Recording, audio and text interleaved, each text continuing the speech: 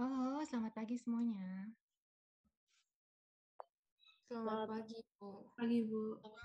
Iya, selamat pagi. Sehat-sehat semua ya.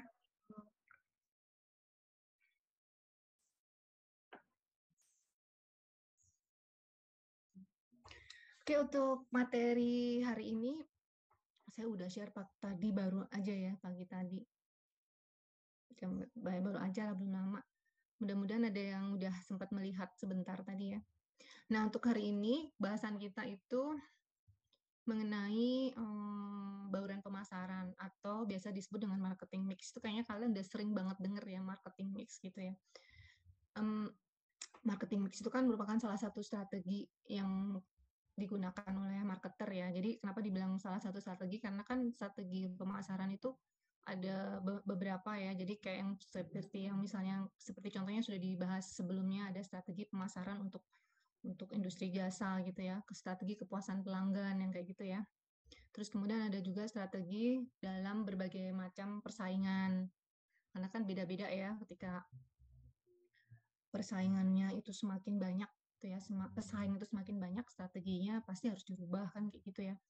Macam-macam ada strategi terkait dengan product life cycle atau usia produk gitu ya. Nah, ini yang kita bahas sekarang tuh adalah mengenai strategi bauran pemasaran atau marketing mix ya. Nanti bisa dilihat di slide-nya juga. Strategi ini kan kaitannya adalah bukan biasanya, tetapi digunakan oleh perusahaan untuk mencapai tujuan pemasaran dalam target pasar sasarannya gitu ya. Jadi makanya ini bauran pemasaran itu sangat terkait dengan segmentasi kemarin yang sudah dibahas ya. Jadi segmentasi, targeting dan juga positioning itu sangat sangat erat kaitannya. Jadi setelah perusahaan melakukan segmentasi, kemudian memilih target yang akan dilayani, kemudian setelah itu membuat positioningnya ya supaya jelas gitu ya, karena kan positioning penting ya. Tujuannya kan untuk menunjukkan ya, jadi untuk menunjukkan apa sih yang menjadi keunggulan produk perusahaan itu ya. Jadi kemarin sudah dibahas itu ya. Nah setelah itu baru kemudian dirancang strategi bauran pemasarannya gitu atau marketing mix. Gitu ya. Nah tadi kan seperti yang sudah saya sampaikan sekilas gitu ya bahwa marketing mix itu udah sering banget kalian sudah sering mendengar lah ya strategi bauran pemasaran, marketing mix kayak gitu ya. Nah, ada nggak yang bisa ceritakan ke saya, bantu saya gitu ya? Apa sih sebenarnya marketing mix itu contohnya seperti apa? Kenapa tadi saya bilang kok kaitannya dengan targeting, positioning seperti itu, ada nggak yang bisa bantu saya untuk menjelaskan?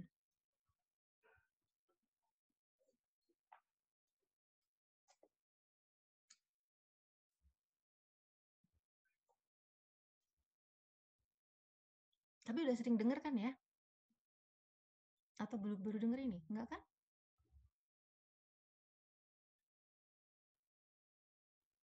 Ini mana nih? Ada 47 juta, 47 mahasiswa, partisipan, termasuk saya ya berarti ya. Ada nggak yang mau mencoba untuk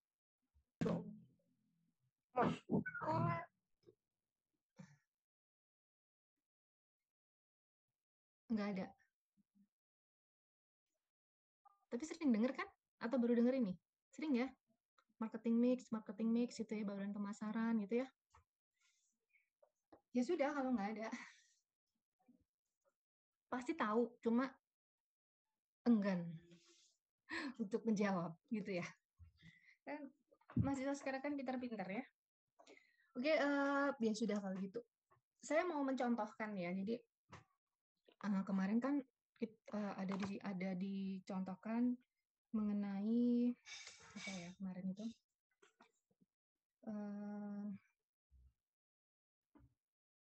kita kemarin nyontohin Starbucks ya Starbucks untuk positioningnya gitu ya. Targetnya udah jelas ya, targetnya itu orang-orang yang senang ngopi, tetapi dia dari golongannya kan menengah ke atas ya. Walaupun Secara target itu secara orang yang datang gitu ya, itu enggak semuanya itu emang dia itu, suka ngopi gitu ya. Tetapi, ada yang mungkin karena memang, ke kafe, ke coffee shop itu kayak udah jadi kebiasaan atau budaya gitu ya, budaya yang baru muncul belakangan ini kan, seperti itu. Tetapi, eee, apa namanya, jadi tidak semua, maksud saya tidak semua yang ke sana itu beli kopi kan gitu ya, yang kan banyak orang yang nggak bisa ngopi, tapi kemudian dia, eee, pengen, eee, apa ya, nongkrong ibaratnya gitu ya, kalau bahasa anak mudanya gitu ya, nongkrong di coffee shop atau mungkin dia ketemuan sama teman-temannya di coffee shop dan kemudian dipilih ya Starbucks. Nah, untuk melayani orang-orang yang nggak ngopi itu kan kemudian ada produk lainnya ya, produk-produk ada lini produk yang disediakan oleh Starbucks. Jadi kayak misalnya teh, kemudian ada matcha yang kayak gitu-gitu kan. Nah, tetapi kan, fokus utama dari si Starbucks itu kan tetap kopi ya. Termasuk juga, yang dilayani juga belum tentu orang-orang yang ada di sana itu karena memang dia, eee sesuai dengan segmennya, jadi menengah ke atas. Ada kan juga karena kemarin saya ceritakan, ada juga kan yang karena gengsi gitu ya, tetapi kan itu tidak menjadi fokus utamanya Starbucks. Yang menjadi fokus utamanya Starbucks adalah mereka yang ngopi. Makanya kan dia punya positioning itu yang kemarin sudah saya sampaikan, the world finest coffee experience gitu ya. Jadi pengalaman ngopi yang paling baik ya, jadi menikmati kopi terbaik sedunia. Jadi dia sudah jelas segmennya, kemudian dia, targetnya juga dia sudah bidik, udah jelas, kemudian dia punya positioning itu. Nah, kemudian saya ulang lagi sedikit, nah positioning itu kan penting ada karena apa, untuk selanjutnya dia bisa apa ya, mendevelop produk sesuai dengan apa yang sudah di, eee, pikirkan oleh perusahaan menjadi positioning itu. Jadi termasuk juga, eee, perbaikan produk kan termasuk layanan ya, jadi layanan, terus kemudian, apa namanya, penyampaiannya kepada konsumen itu mudah ya, jadi lebih lebih lebih jelas kalau memang ada positioning-nya untuk mem-branding produk itu. Jadi mem-branding produk, apa ya, mengkampanyekan produk bahwa si Starbucks itu adalah kopi terbaik, jadi pengalaman terbaik. Itu kan kalau ada positioning-nya lebih jelas ya, daripada suatu produk yang nggak jelas positioning-nya apa, kemudian yang mau diunggulkan apa, kan nggak jelas gitu ya. Nah, kemudian yang lanjutnya lagi ya, karena ada positioning seperti itu ya, jadi ada pengalaman menikmati kopi terbaik sedunia, maka eh, yang berikutnya yang dilakukan oleh Starbucks adalah terkait dengan strategi-strategi bagaimana supaya eh, produk ini itu sesuai dengan apa yang diposisikan gitu kan. Jadi setelah itu baru kemudian kan dirancang produknya dan seterusnya. Nah, kayak contohnya misalnya karena ini mungkin saya kemarin sudah sempat menyinggung ya tentang produknya ya. Jadi karena ini adalah produk yang terbaik gitu ya, ibaratnya pasti dia akan selalu mencari kopi-kopi terbaik di dunia gitu kan, bagaimana prosesnya dan lain sebagainya, dia akan memperhatikan itu. Jadi harus yang paling bagus kan, karena dia udah bilang ini pengalaman menikmati kopi yang terbaik gitu ya. Jadi bukan hanya kopinya, tetapi termasuk pengalamannya saja, pengalamannya juga gitu kan. Jadi selain biji kopinya yang terbaik, kemudian dia juga menambah, maaf, bukan apa ya, memberikan produk dukungan ya berupa layanan yang baik. Jadi kayak misalnya barista-baristanya, bagaimana mereka sangat friendly ya, kemudian suasana di dalam coffee shopnya gitu ya. Terus kemudian aroma itu juga ya. Jadi aroma kopi yang sangat kuat. Kemarin mungkin saya sudah menyampaikan itu ya. Jadi ter, termasuk kenapa dia tidak ada masak di dalam itu ya, di dalam, jadi makanannya kan semuanya dikirim ya, jadi sudah datang jadi gitu ya, kemudian ya tinggal dipanaskan saja kayak gitu ya, jadi nggak ada kitchen di situ gitu ya, karena untuk menjaga aroma kopi, terus kemudian penggunaan parfum yang kuat gitu juga nggak boleh ya, karena itu yang eh, karena kan yang namanya pengalaman atau apa namanya ya, suasana gitu ya, itu kan mengoptimalkan berbagai macam indera ya, termasuk indera penglihatan, indera penciuman, yang kayak gitu. Jadi semuanya harus maksimal gitu ya dilakukan oleh Starbucks ya. Jadi terkait dengan bagaimana memaksimalkan indera dari bagaimana supaya si pelanggan itu memaksimalkan inderanya, panca inderanya gitu ya. Itu Nah, itu dari produknya itu sudah harus seperti itu. Jadi kemudian karena di situ pengalaman ngopi terbaik ya, kemudian ada jadi pengalaman yang nyaman, yang menyenangkan bagi orang-orang itu, maka dia desain ruangannya menjadi ruangan yang menyenangkan, yang nyaman, mungkin ada yang senang ngobrol dengan orang lain, ada sharing table yang saya sudah kemarin sampaikan, seperti itu ya. Nah, kemudian termasuk juga, ini kan kita baru ngomongin produk ya. Nah, termasuk juga setelah itu produk-produk yang apa ya istilahnya yang memang ditujukan untuk segmennya dan juga ditujukan untuk positioningnya tadi bahwa dia kopi yang terbaik dan lain-lain ya, termasuk dengan layanannya. Kemudian dilanjutkan lagi bauran pemasaran atau marketing mix kan nggak cuma produk ya, jadi ada harganya ya, harganya karena memang dia untuk menengah ke atas, maka dia tidak akan menjual kopi yang dalam tanda kutip sangat murah gitu ya, pasti dia akan sesuaikan dengan segmennya gitu kan. Terus kadang karena kan apa namanya itu harga yang terjangkau untuk segmennya gitu ya. Nah kemudian harga nggak cuma itu, mungkin dia akan juga apa ya istilahnya,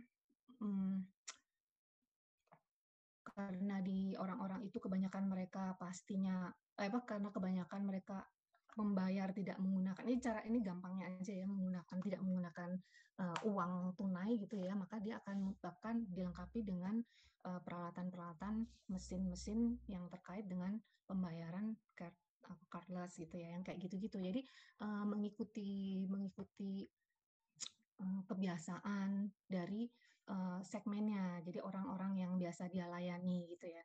Terus kemudian itu udah produk, kemudian harga gitu ya. Terus kemudian termasuk juga promosi. Nah promosi ini juga kan karena tujuannya adalah untuk mereka segmennya mereka gitu ya, dia akan memilih bagaimana promosinya gitu ya. Promosi media sosial apa yang paling sering digunakan gitu kan. Dia akan memilih itu ya. Jadi dia sering menginfokan promo dan lain sebagainya dengan untuk apa namanya untuk membernya gitu ya, melalui apa gitu ya. Kalau nggak salah Starbucks itu dia ada di Line juga ya. Anak muda pada suka pakai Line ya, kayaknya katanya kalau WhatsApp itu ya kebanyakan orang-orang tua gitu ya, orang-orang seumuran saya gitu. Jadi pakai Line misalnya kayak gitu ya. Jadi dia benar-benar udah memilih itu. Terus mengenai materi promosi, promosi itu kan ada macam-macam ya. Nanti sebenarnya kita akan sampai di situ, tapi di minggu-minggu berikutnya ya, promosi itu kan nggak cuma iklan saja seperti yang kalian lihat ya. Jadi ada juga public relation dan lain sebagainya. Nah, di public relation itulah dia kemudian menceritakan bagaimana biji kopi itu sampai dengan ke depan kalian minum gitu ya. Jadi bagaimana dia menceritakan cerita tentang bagaimana biji kopi itu ditanam gitu ya, bagaimana mereka itu bekerja sama dengan para petani gitu ya, bagaimana mereka memperlakukan petani atau mitra dalam melakukan petani-petani itu sebagai mitra gitu ya, melakukan karyawannya mereka sebagai mitra, itu kan semuanya diinformasikan kepada masyarakat gitu ya. Jadi supaya ketika kalian menikmati biji kopi itu kalian bisa merasakan bahwa ini perjalanan kopinya seperti ini, dan juga kalian juga bisa memperhatikan apa kebaikan atau keramahan dari staf-staf yang ada itu karena hasil dari perusahaan itu memperlakukan atau apa ya istilahnya, kalian sudah belajar tentang pemasaran internal ya. Jadi hasil dari strategi perusahaan di dalam perlakuannya terhadap karyawan dan juga semua mitra bisnisnya kayak gitu ya. Jadi semua itu di apa istilahnya diinformasikan kepada pelanggan gitu ya. Jadi tidak hanya sesederhana bikin iklan sudah, nggak hanya sederhana itu ya, semua difikirkan. Yang tujuannya adalah untuk mendukung positioningnya itu gitu ya. Jadi dan positioning itu harus diinfokan kepada seluruh staff juga. Kenapa? Karena penting ya bahwa supaya staff itu tahu betul kenapa dia tidak boleh kayak misalnya memakai parfum, kenapa dia tidak boleh apa bersikap kurang baik dan lain sebagainya terhadap pelanggan, karena memang positioningnya adalah seperti itu. Nah itu ya, jadi kaitan antara segmentasi, kemudian ada targeting, dan kemudian ada positioning terhadap strategi bauran pemasaran gitu ya. Nah ada hal-hal ada lainnya ya selain dari apa yang saya sampaikan tadi. Ini kan secara apa garis besarnya seperti itu. Nanti mungkin kita bisa ke materi gitu ya, saya cita-cita dulu ini ya.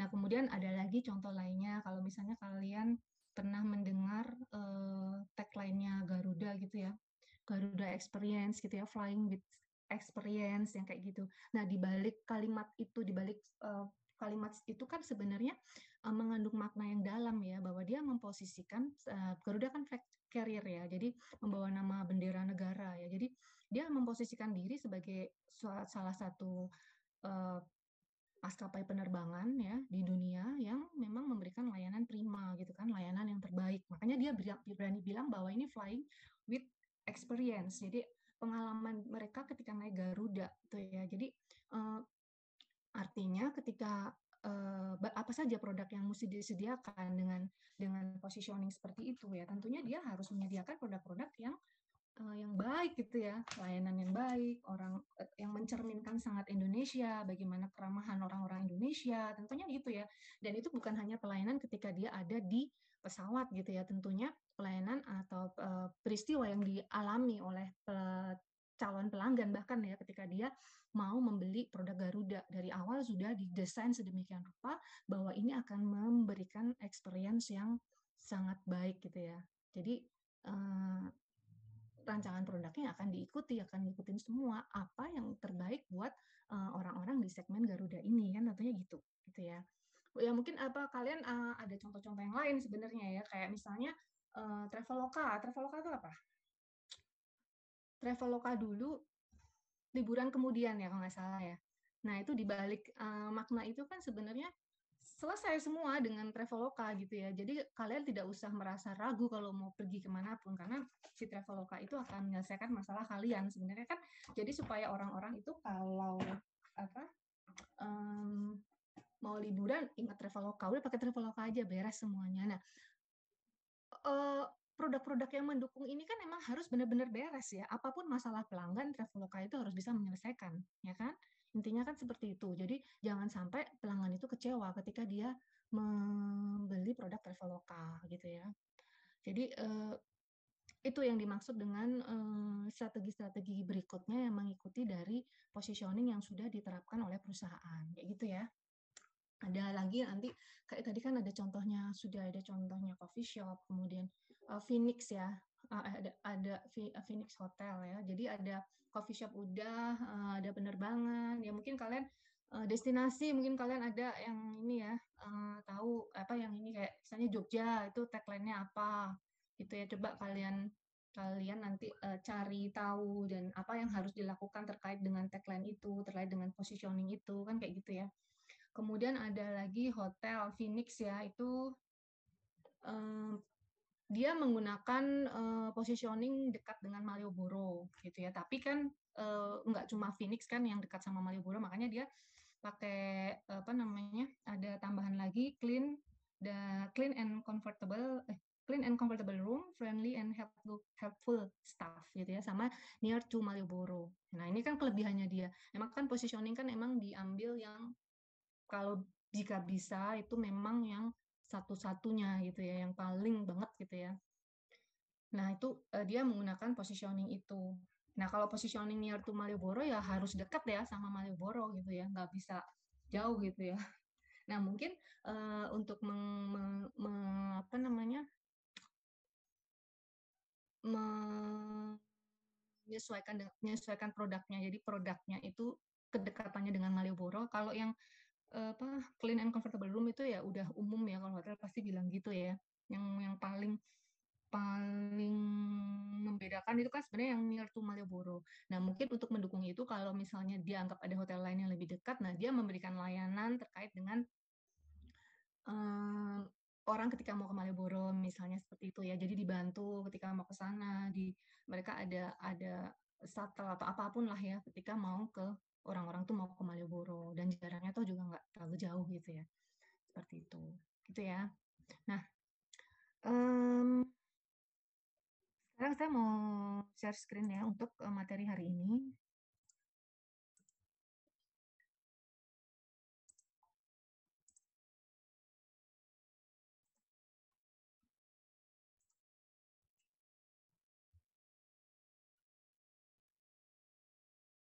Ya, ini proses dalam pemenuhan dan kebutuhan dan keinginan manusia memunculkan konsep pemasaran awal ya, mulai dari pemenuhan tentunya pertama kali dipenuhin adalah produknya, kemudian penetapan harganya, kemudian pengiriman barang atau place dan mempromosikan produk gitu ya. Jadi bauran pemasaran itu kan memang dipikirkan oleh pemasar karena memang tujuannya adalah untuk memenuhi kebutuhan.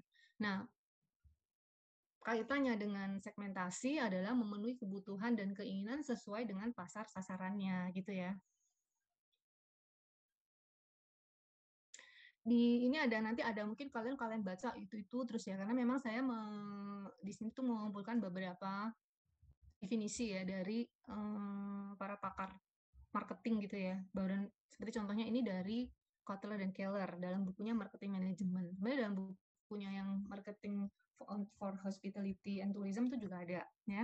Bauran pemasaran adalah kumpulan alat pemasaran atau marketing mix yang dapat digunakan oleh perusahaan untuk mencapai tujuan pemasarannya dalam pasar sasaran gitu ya.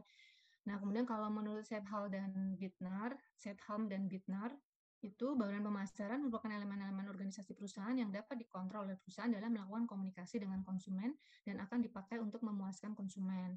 Konsep bauran pemasaran tradisional itu terdiri atas yang pertama ada produk, kemudian ada price, ada place ya, kemudian ada promotion, itu ya. Nah, ini berdasarkan definisi-definisi tersebut, ini malah jadi baca, nggak apa-apa ya, sebentar ya. Dapat disimpulkan bahwa bauran pemasaran merupakan unsur-unsur pemasaran yang saling terkait, dibaurkan, diorganisir, dan digunakan dengan tepat, sehingga perusahaan dapat mencapai tujuan pemasaran dengan efektif, sekaligus memuaskan kebutuhan dan keinginan konsumen. Ya, dengan kata lain, marketing mix adalah suatu strategi dengan cara mengkombinasikan unsur-unsur pemasaran secara terpadu dalam usaha mempengaruhi target pasar untuk mencapai tujuan yang diinginkan. Itu ya. Jadi seperti yang saya jelaskan tadi, segmentasi, kemudian targeting, kemudian positioning itu sebenarnya kan upaya-upaya yang harus dilakukan oleh perusahaan untuk memandu ya dalam tanda kutip memandu usaha dia dalam melakukan strategi terkait dengan bagaimana orang-orang yang menjadi target sasaran itu bisa senang gitu ya, bisa uh, teraih gitu ya targetnya. Jadi biar supaya penjualan itu dapat berlangsung dengan sendirinya gitu ya, dengan baik gitu ya, dengan kan kalau misalnya produknya tepat, harganya tepat, kemudian orang juga nyarinya nggak susah gitu ya, mudah, orang mau nyari itu gampang dapat gitu ya, bisa mudah diakses kayak gitu. Terus kemudian ketika promosi itu juga disampaikan pada saat yang tepat semuanya ya, media yang digunakan juga sesuai. Jadi semuanya difikirkan berdasarkan target dan juga positioningnya, maka penjualan itu akan terjadi dengan sendirinya, gitu akan mudah gitu ya orang melakukan suatu penjualan kalau semuanya itu sudah sesuai dengan apa yang direncanakan ya, apa yang dirancang oleh perusahaan itu sudah sesuai dengan targetnya gitu ya. Nah, sekarang kita masuk ya ke definisi tadi kan ada tadi kan kita masuk yang sederhana yang tradisional dulu ya. Jadi ada 4 tadi ya. Strategi terkait dengan marketing mix. Yang pertama itu produk. Apa sih produk gitu ya? Produk adalah segala sesuatu yang dapat ditawarkan kepada pasar untuk diperhatikan, diambil, digunakan atau dikonsumsi sehingga dapat memuaskan kebutuhan atau keinginan. Termasuk diantaranya adalah objek fisik, layanan, tempat, organisasi dan gagasan. Nah, kalau kita bicara soal produk nanti di industri pariwisata itu produknya itu sangat beragam ya. Dan kalian ini beruntung gitu ya di industri ini. Kenapa beruntungnya? Karena kombinasi suatu produk itu tidak dibatasi oleh kreativitas gitu ya. Karena kan produknya itu bermacam-macam, banyak banget gitu ya. Kayak misalnya contohnya gini, misalnya kalau di hotel aja ya, di hotel itu kan produk yang paling utama mau dijual adalah kamar kan, tetapi bisa saja kemudian menjadi satu produk baru ya, jadi dua produk, satunya ada kamar, satunya ada restoran, dan kemudian digabungkan menjadi single produk, bisa seperti itu. Jadi ketika nginep di hotel dapat makan juga gratis misalnya ya, kayak gitu. Jadi nanti di hotel nggak cuma ada restoran gitu ya, ada swimming pool, kemudian ada tempat kebugaran gitu ya. Kemudian ada apa namanya tempat-tempat penjualan dan lain sebagainya yang mungkin bisa mendapatkan diskon ketika membeli di outlet-outlet yang ada di hotel misalnya seperti itu. Jadi enggak terbatas sama kreativitas dari penjualnya gitu ya. Itu baru ngomongin satu perusahaan. Nah, kalau yang di hotel juga ada kan paket-paket ya, nggak cuma kamar dengan itu, tapi bisa aja nanti kalau misalnya di paket honeymoon misalnya, nanti ada kamar dengan layanan spa misalnya kayak gitu-gitu ya, ada foto prewedding gitu ya, ada atau yang lain-lain lah. Jadi uh, bisa dikemas dalam satu produk. Jadi produk baru yang terdiri dari single-single produk itu kemudian menjadi satu produk lagi seperti itu. Nah, itu baru kita ngomongin hotel ya. Bentar ya, ini saya nunggu kabar soalnya. Oh ya, oke. Jadi itu baru ngomongin satu perusahaan saja. Kan bisa aja kan kemudian pihak hotel itu bekerja sama dengan penyelenggara atraksi wisata. Misalnya nginep di hotel itu nanti bisa dapat gratis. Ini misalnya ya nonton Ramayana gitu, Ramayana yang 1 jam aja durasinya, jangan yang di Prambanan karena terlalu lama ya. Yang di mana tuh pura wisata ya, yang di pura wisata kayak gitu ya. Jadi misalnya kan ada juga mungkin yang bisa bekerja sama dengan beberapa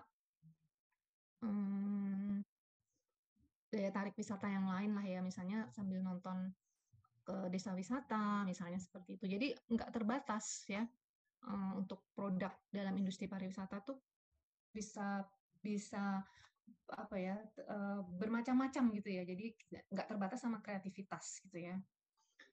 Itu yang namanya. Nah, tapi nanti ini akan kita bahas juga sendiri gitu ya, untuk minggu depannya lagi setelah kita meet. Jadi akan dibahas mengenai produk itu, strategi produk itu ada apa saja. Karena strategi produk itu cukup banyak ya, ada strategi terkait dengan produknya, produk intinya gitu ya, kemudian ada diversifikasi produk, kemudian ada produk life cycle tadi ya. Jadi usia produk kan memang berubah ya. Produk itu kan umurnya mengalami siklus hidup gitu ya produk itu, dari pertama di launching, kemudian apakah setelah di launching itu akan berhasil laku gitu ya, apakah kemudian orang-orang akan merasa bosan, kemudian orang-orang sudah nggak beli lagi, kan siklus hidupnya seperti itu. Nah kemudian kan yang diharapkan adalah nggak nyampe tahap atau masa di mana orang nggak beli lagi, kan harusnya nggak seperti itu gitu ya. Jadi gimana caranya supaya orang tetap beli aja, tetap ada bagian riset dan pengembangannya itu terus menemukan versi baru dari produk tersebut supaya tidak ditinggalkan gitu. Tapi itu akan dibahas besok setelah meet ya. Ini baru apa namanya, bauran pemasaran aja secara apa ya, pengenalan aja gitu ya. Nah kemudian price. Nah sama dengan strategi produk ini, kalau kita ngomongin bagaimana strategi pemasaran yang benar, itu bukan hanya sekedar bilang bahwa produknya begini, tetapi harus diberikan penjelasan mengapa produk ini tepat untuk pasar sasaran gitu ya. Harus seperti itu. Nah, kemudian price juga di sini ada keterangan bagaimana menetapkan harga untuk produk Anda. Kan gitu. Strateginya kan yang penting ini. Tapi kalau definisinya, harga adalah satuan moneter atau ukuran lainnya, termasuk barang dan jasa lainnya yang ditukarkan agar memperoleh hak kepemilikan atau penggunaan barang dan atau jasa. Ya kan? Harga yang dijadikan sebagai dasar penawaran kepada konsumen ditetapkan sedemikian rupa sehingga menarik bagi konsumen dan bersaing dengan harga yang ditetapkan oleh pesaing terhadap produk yang sama. Gitu ya. Kalau harga seorang profesional ya gajinya itu kan, gitu ya. Jadi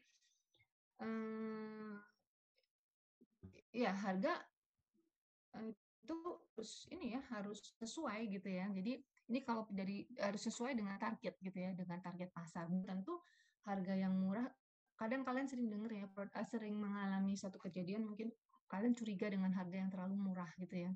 Ini murah banget nih, jangan-jangan produknya nggak bagus gitu ya. Produknya jelek, nggak apa namanya, jangan-jangan nggak ori gitu ya, kadang-kadang suka gitu ya. Ataupun kalaupun ori itu produk lainnya cacat gitu ya, rusak gitu kan, nggak sempurna yang kayak gitu-gitu. Kadang kalian jangan-jangan gitu ya, jangan-jangan suka gitu kan, apa namanya, nggak yakin dengan produk yang sangat murah, walaupun terkadang produsen itu bisa membuat suatu produk yang lebih murah daripada produk yang sudah ada atau produk pesaing itu karena bisa saja kan dia mempunyai akses terhadap bahan baku itu lebih bagus gitu ya. Jadi dia bisa membuat produk itu menjadi lebih baik dengan produk dengan kualitas yang sama, tapi dia bisa biaya misalnya seperti itu. Ya, jadi enggak semua strategi harga murah itu bisa bisa apa ya istilahnya bisa terima gitu ya. Jadi harus ada dukungan-dukungan yang lain ya, misalnya informasi mengapa harga itu menjadi murah dan lain sebagainya. Itu kan berarti adanya di ranahnya promosi ya, jadi ranahnya public relation gitu ya, di ranahnya itu, gitu ya. Saya kira untuk harga udah ya, saya lewati aja. Nanti ada penjelasan sedikit lagi tentang harga. Kemudian place. Nah, place tadi ada dua definisi dari dua pakar kan. Yang satu mengatakan bahwa ini adalah saluran yang digunakan perusahaan untuk memindahkan produk dari perusahaan ke konsumen. Tetapi ada yang mengatakan bahwa place itu adalah tempat ya, lokasi kayak gitu ya. Nah, kalau di sini Kotler saluran distribusi adalah kumpulan organisasi independen yang terlibat dalam proses penyediaan produk bagi konsumen. Ini ya, aktivitas untuk menyalurkan produk atau jasa yang tersedia bagi konsumen. Berbagai kegiatan dilakukan perusahaan untuk membuat produknya mudah diperoleh, dapat diakses dan tersedia untuk konsumen. Ada yang seperti ini. Tapi tadi ya, di slide sebelumnya ada yang menyebutkan place itu adalah tempat gitu ya, lokasi. Nah, sebenarnya yang namanya place itu kan saluran distribusi yang terdiri dari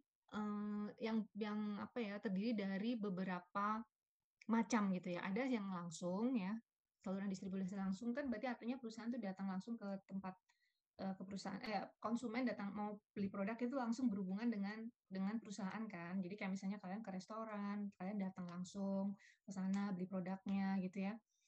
Bisa saja secara offline atau online tapi dengan secara langsung gitu ya. Tetapi ada saluran distribusi itu ada juga yang melalui beberapa perantara. Ya, di industri pariwisata kan memang tidak kebanyakan itu menggunakan perantara ya. Karena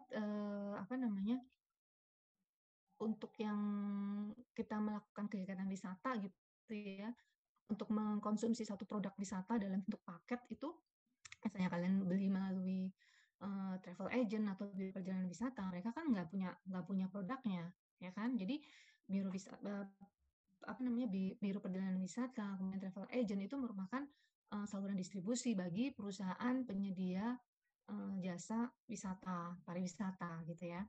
Jadi banyak menggunakan saluran distribusi gitu ya, tidak melakukan penjualan secara langsung aja gitu ya.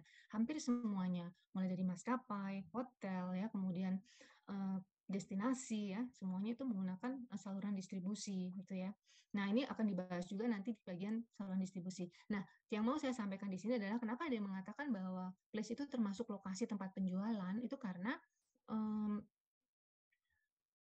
untuk untuk menjawab mereka yang menggunakan saluran distribusi secara langsung gitu ya. Jadi kalau menggunakan saluran distribusi secara langsung, yang dimana orang itu datang ke tempat penjualan, itu tentunya lokasi itu harus diperhitungkan. Jadi lokasi usahanya, kemudian bagaimana kemudahan orang ketika mencapai ke sana dan lain sebagainya. Jadi karena itu makanya ada yang mengatakan bahwa place itu adalah salah satunya adalah lokasi, di jarak dari tempat tersebut ke konsumen utama gitu ya, konsumen yang menjadi targetnya itu pasti ada maksimal jaraknya gitu ya. Kalian kalau beli makanan secara online pun juga pasti ngelihat ya jarak maksimal, radius yang mungkin yang kalian beli maksimalnya adalah 3 sampai 5 kilo, mungkin yang lebih dari itu kalian memikirkan ongkir kan gitu ya. Itu kalau pakai online. Yang dengan menuju ke sana pun juga kalian kalau mau membeli makanan yang biasa-biasa saja, maksudnya yang enggak spesial gitu, pasti juga kalian berpikir untuk mencari yang lebih dekat. Biasanya seperti itu kan. Ya. Nah, kemudian yang berikutnya adalah promotion. Bagaimana strategi baruan promosi yang tepat untuk target pasar gitu ya. Nah, promosi seperti yang sudah saya singgung tadi itu kan macam-macamnya ada beberapa ya, ada iklan, kemudian ada promosi penjualan, kemudian ada public relation, ada personal selling, kemudian ada penjualan pemasaran atau penjualan langsung, ada publisitas yang seperti itu. Nah, ini di bagian promosi ini itu adalah bagaimana strategi perusahaan agar ke beberapa dari promosi yang tadi sudah saya sampaikan itu apabila dibaurkan atau di-mix itu akan menghasilkan apa ya, menghasilkan informasi yang menyebabkan orang-orang itu akan membeli produk kita, kan gitu ya. Jadi iklannya sudah sesuai, tepat gitu kan. Kemudian ada promosi penjualan itu kalau kalian sering dengar itu promo-promo diskon itu loh ya, berarti promosi penjualan. Jadi kapan perusahaan harus mengeluarkan iklan, materi iklannya apa gitu ya. Kadang materi iklannya itu terkait dengan public relation juga kan. Jadi apa namanya? Jadi materi iklannya apa, kemudian kapan perusahaan harus melakukan promosi penjualan, pameran dan lain sebagainya. Contohnya seperti itu ya. Atau diskon yang kayak gitu ya. Nah, ini kan harus difikirkan, nggak bisa asal-asalan saja gitu ya. Termasuk juga media yang digunakan untuk promosi itu apa, ya sesuai dengan targetnya gitu ya. Target dia yang terbanyak itu apa gitu ya. Ini promotion. Nah, kemudian tadi udah 4 ya, berarti udah ada produk, sudah ada price, sudah ada place, sudah ada promotion gitu ya. Nah, ini konsep bauran pemasaran mengatakan bahwa di antara keempat tersebut, 4P tersebut harus dibuat sedemikian rupa sehingga kalau dikombinasikan secara tepat, maka dapat dijadikan sebagai suatu strategi dalam pemasaran untuk ya ini seperti yang sudah saya sampaikan tadi. Itu ya. Nah, kemudian untuk pemasaran jasa, ya kan kita kan di jasa ya, bauran pemasaran yang diperluas perlu bauran pemasaran yang diperluas dengan menambahkan unsur non tradisional marketing. Kalau tadi kan tradisional marketing yaitu ada people, ada physical evidence dan ada proses ya sehingga menjadi unsur 7P. Nah, ini yang mengatakan adalah dari teorinya Setham ya. 7 unsur bauran pemasaran tersebut saling berhubungan dan bergantung satu sama lainnya dan mempunyai satu bauran yang optimal sesuai dengan karakteristik segmennya. Itu ya. Nah, ini sebenarnya sama tadi ya. Nah, kenapa ada penambahan unsur bauran pemasaran jasa? Dilakukan antara lain karena jasa memiliki karakteristik yang berbeda dengan produk, ya. Yang yaitu tidak berwujud, ya, tidak dapat dipisahkan, kemudian beraneka ragam dan tidak dapat disimpan karena ada karakteristik dari jasa yang sudah kita bahas sebelumnya. Makanya dibutuhkan unsur yang berikutnya. Ya, walaupun kalau kemudian kalian baca ya, marketing mix itu enggak cuma sampai 7 saja gitu ya, perkembangannya kan panjang gitu ya. Tetapi sebenarnya dari yang 3 itu aja, itu merupakan perluasan dari produk sebetulnya ya. Karena kan kalau kita ngomong bicara produk, jasa, itu kan nggak cuma barangnya tok kan, tetapi termasuk juga layanannya, termasuk juga peristiwa ketika orang itu mengkonsumsi produk ya kan, sebenarnya kan gitu. Tetapi kemudian diperluas menjadi yang 3 itu ya. Sebenarnya kalau kita tutup atau stop di produk aja, kalau kita mau berdebat gitu ya masalah produk loh, produk di industri pariwisata kan nggak cuma barangnya tok ya. Jadi yang namanya produk itu kan ada yang benar-benar produknya itu seperti apa, kemudian ada layanannya, kemudian ada hal-hal yang ada di sekitar produk itu ya, kemudian uh, peristiwa yang dialami orang ketika mengkonsumsi produk gitu ya. Sebenarnya kan seperti itu, tapi untuk lebih memperjelas sebenarnya, untuk lebih apa ya istilahnya mengkonsentrasikan strategi ya ketika orang itu merancang suatu produk, maka muncullah itu tadi ada 3P yang berikutnya ya. Ada people, kemudian ada physical evidence dan ada proses ya. Ini saya lalui aja, ini kan yang pertemuan pertama atau kedua ya. Sehingga seperti yang dikemukakan oleh Setham dan Bittner, bauran pemasaran jasa diperluas menjadi 7P, yaitu produk, price, place, promotion, people, physical evidence, dan proses. Ya. Oke, nah ini. Tadi apa lagi? Oh, ini masih yang lanjutannya. Oke, keterangannya dulu ya. People sekarang, kita masuk ke people. People adalah semua pelaku yang turut ambil bagian dalam penyediaan jasa. Dalam hal ini mempengaruhi persepsi pembeli. Ya, jadi orang-orang yang melayani gitu ya, mudahnya seperti itu. Menurut Philip Kotler, people yang baik diperoleh melalui proses seleksi, pelatihan, dan pemotivasian karyawan yang nantinya dapat digunakan sebagai pembedaan perusahaan dalam memenuhi kepuasan pelanggan. Nah, ini sudah dibahas ya di pemasaran internal. Kita udah bahas bahwa proses untuk menjamin ya, untuk membuat proses layanan itu menjadi baik, ya memang butuh yang namanya proses seleksi, pelatihan, pemotivasian, perhatian, yang kayak gitu ya, budaya jasa, yang seperti itu sudah kita bahas di pertemuan kedua ya. Jadi bagaimana memperlakukan karyawan itu tidak sebagai apa ya istilahnya, enggak, kalau dulu kan pernah ya dibilang bahwa karyawan itu adalah aset, tapi sekarang itu enggak hanya sekedar aset. Kalau aset itu kayaknya suatu saat akan mengalami keusangan. Kalau aset itu kan ibaratnya pemeliharaannya itu nggak manusiawi gitu dalam tanda kutip ya. Tapi kalau kita bilang bahwa karyawan itu adalah partner ya, partner dalam memproduksi suatu produk, nah itu beda ya kan. Lebih ada unsur humanisme di situ, unsur kasih sayang, unsur menghargai dan lain sebagainya. Itu ya. Itu untuk people. Nah, kemudian untuk yang berikutnya proses. Proses itu adalah suatu metode pengoperasian atau serangkaian tindakan yang diperlukan untuk menyajikan produk dan layanan yang baik kepada pelanggan. Ada lagi nggak definisi yang lain? Oh, nggak ada. Jadi, proses itu sebenarnya bahasa gampangnya atau bahasa mudahnya adalah peristiwa yang dialami ya oleh kalian ketika kalian mengkonsumsi suatu produk. Ya, jadi kalau mungkin ada yang bertanya, lu Bu, itu kan kalau kalau proses itu kan berarti adanya ketika orang datang ke perusahaan tersebut dan kemudian mendapatkan layanan. Sebenarnya enggak ya. Kalau kita bicara proses di masa sekarang, di mana semua menggunakan internet ya di era digital seperti ini ya, tentunya yang namanya proses itu juga termasuk ketika kalian membeli produk itu dari rumah gitu ya. Bagaimana kemudahan-kemudahan kalian ketika kalian mau membeli produk gitu ya, ibaratnya seperti itu ya.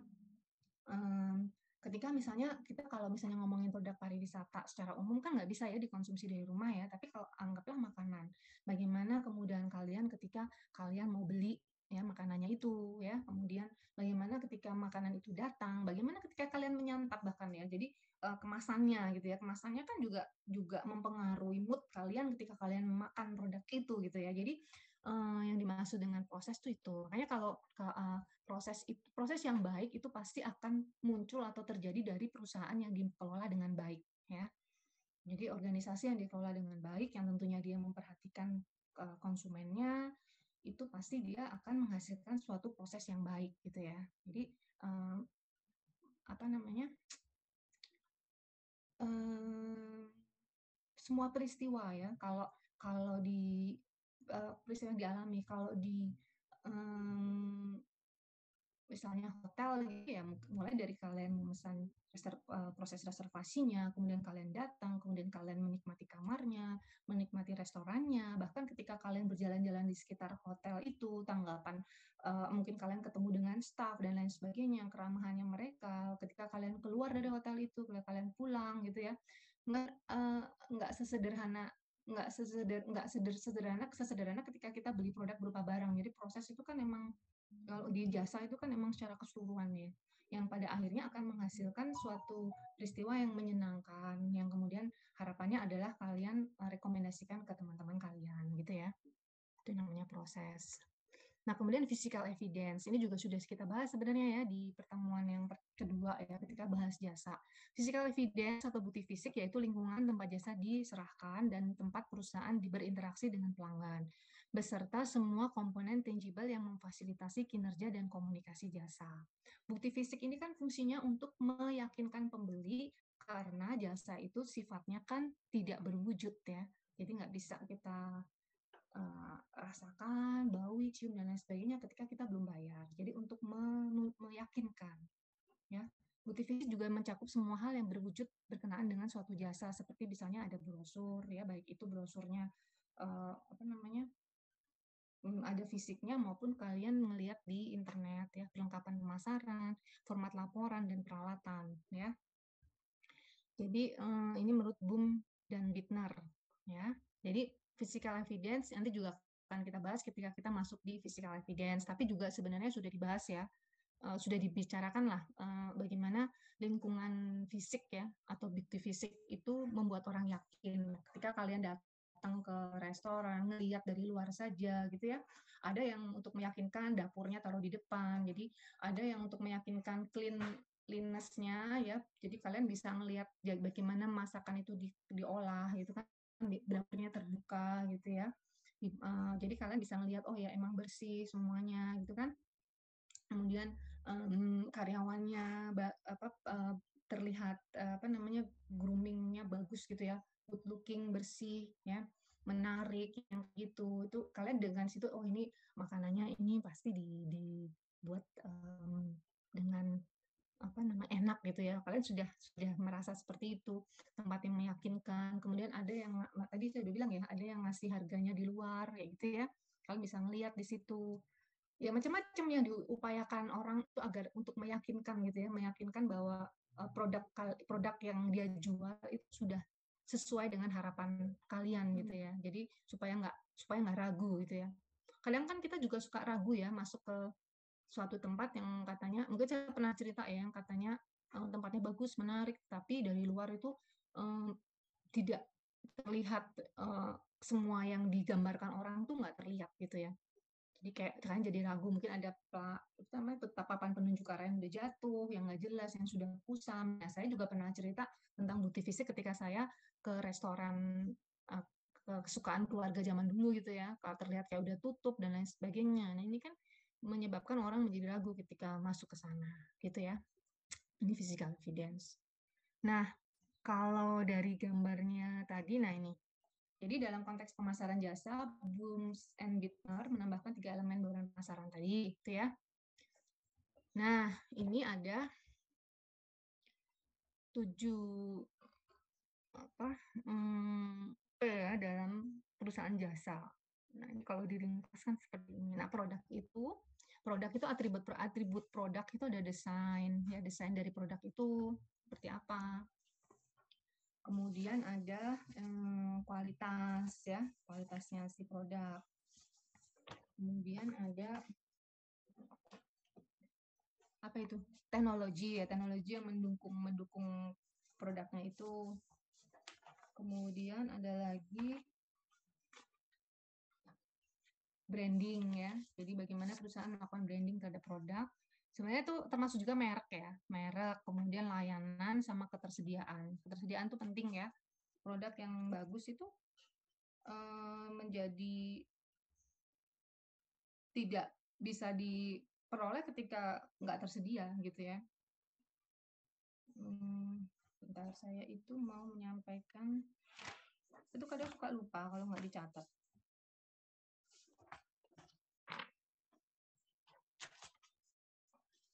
Harga.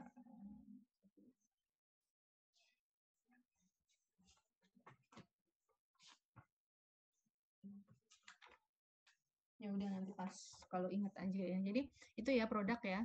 Atribut produk ada desain, kualitas, teknologi, branding, service, availability, termasuk juga garansi ya sebenarnya ya. Itu juga atribut dari produk. Nah, ini semuanya harus didesain sesuai dengan target pasar dan positioningnya, gitu ya. Nah, kemudian price. Price itu apa aja sih? Ada strateginya tentunya ya, ada list price ya, daftar harga, kemudian ada diskon ya. Kemudian ada pengurang penjualan, allowance itu pengurang ya. Jadi kalau kadang gini kan, jadi kalau diskon tuh jelas ya. Ketika kita mau beli sudah tahu bahwa oh ini ada diskon, ada potongan gitu ya. Kalau allowance itu lebih ke misalnya kalian membeli suatu produk dan kemudian produknya itu keliru gitu ya. Kalian maunya warnanya putih tulang, dapatnya putih bersih misalnya. Nah, berisik banget ya. Bikin kaget aja ini.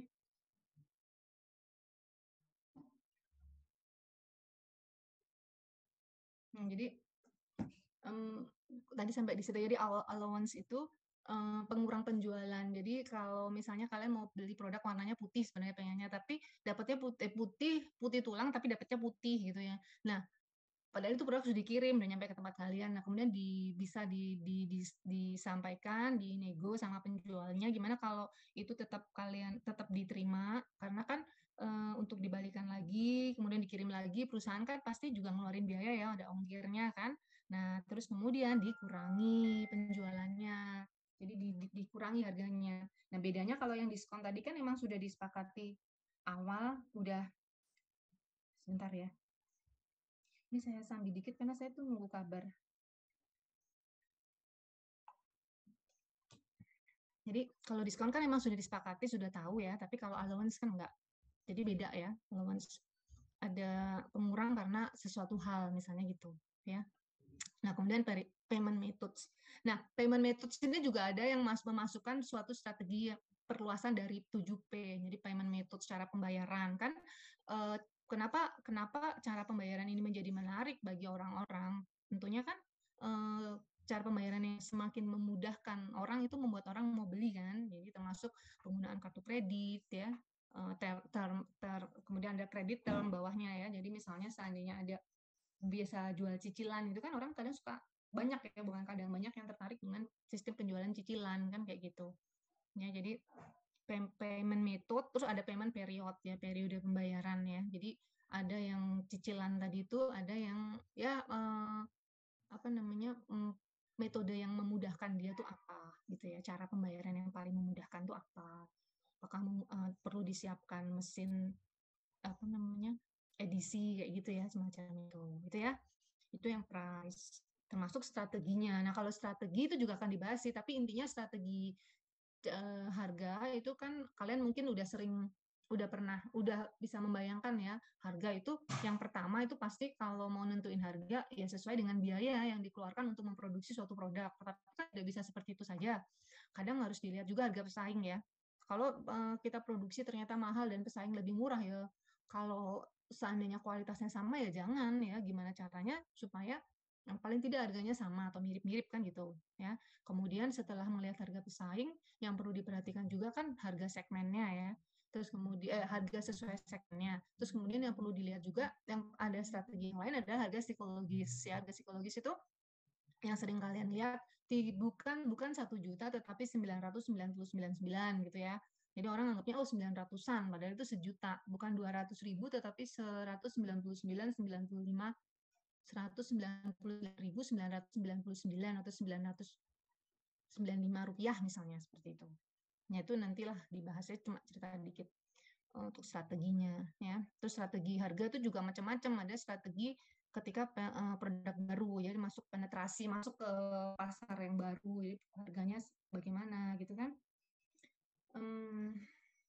Strategi harga murah itu juga enggak melulu yang saya tadi sampaikan ya, itu tidak melulu tidak beresiko gitu ya, karena selain resiko terhadap pembelinya juga bisa resiko juga terhadap pesaing ya.